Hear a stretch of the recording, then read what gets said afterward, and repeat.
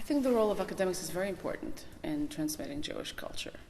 I think that there are probably many students who will only maybe perhaps think of exploring their Jewish identities, or or immersing themselves in Jewish culture in a professional way or a scholarly way, because they get inspired by their teachers. So I think it's very important that Jewish culture be taught at universities.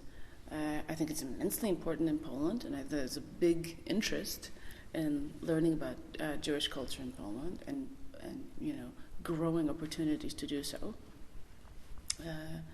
And of course, there are opportunities to learn about Jewish culture in America and in Israel. I think in Israel, people are much less interested in learning about Jewish culture, but it's just because they don't think they have to. But yeah, no, I think academia, in many ways, is part of Jewish culture today. So I think learning about Jewish culture in academia creates future, people who will make Jewish culture, and so on. So I think it's all interconnected.